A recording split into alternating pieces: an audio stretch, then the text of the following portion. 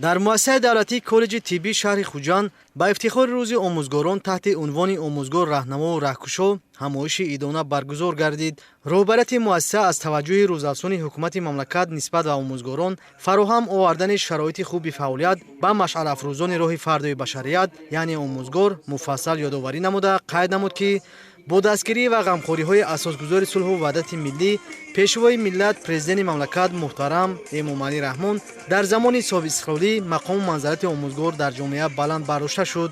در این دوره فراهم آوردن شرایط خوب فعالیت به آموزگاران، بلند برداشتن معاش کارمندان ساحه معارف و پیشبینی شدن امتیازهای زیاد با آموزگاران دلالت از آن می‌دهد که زحمت آموزگاران همیشه قدر کرده می‌شود.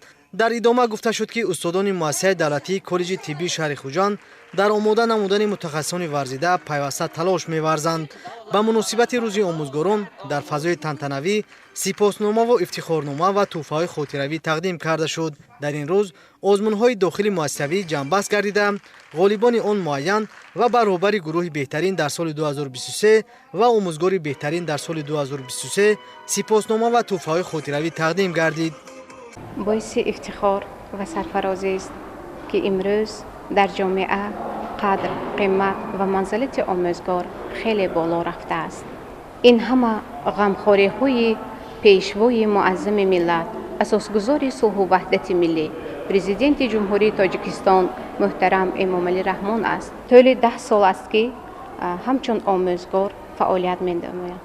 از بس که در عائله آموزگار به دنیا آمدم، از خردی مهر کسب آموزگاری را می پروریدم. از این لحاظ من نیز آموزگار شدم. امروز در یکی از مؤسسه های با نفوذ کشور همچون آموزگار کار و فعالیت می نمایم و افتخارمندم که آموزگار هستم. سابقه‌داران مهنت ضمن برآمد خود ابراز داشتند که کسب آموزگاری پیشه پر افتخار بوده. آموزگار در هر دور و زمان صاحب احترام و باوری جامعه بود و میماند. دعوت به عمل آورده شد که با استفاده از این شرایط علم آموخته همچون متخصصان ورزیده به خلق و وطن خدمت نمایند. دانشجویان با قرائت پارچه‌های نثری و نظمی در وصف استاد آموزگار یعنی راهنمای بشریت باری دیگر از نقش آموزگار در تربیت معنوی نسل انسان یادآور شدند. تجلیل با شکوه روز آموزگاران در مؤسسه تعلیمی شهادت از آن می‌دهد که خرد و بزرگ با زحمت آموزگار همیشه ارج می‌گذارند. با تعبیر بزرگان به مربی زیر گردون معتبر شدن ما از امکان بیرون است.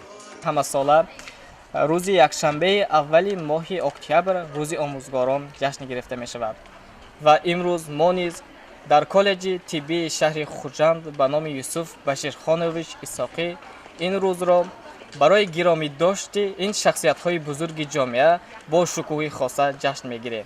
امروز ما جوانان حس کرده ایستادیم که آموزگاران ما کوشش به خرج میدهند که تا ما متخصص ساحه طب گردیم. برنامه رنگین فرهنگی به چورابینی جامعه مهنتی مؤسسه دولتی کالج طبی شهر خوجند شکوه خاصه بخشید. استادان مؤسسه در این روز از مهربانی و محبت شاگردان خود خوشحال گردیده بار دیگر از کسب خود افتخار و شکر این کشوری آباد و آزاد نمودند. گزارش صبحدین شهاب‌الدین، دلیر علیشیرزاده، حبیبه ابراهیمزاده برای برنامه اطلاعاتی اخبار.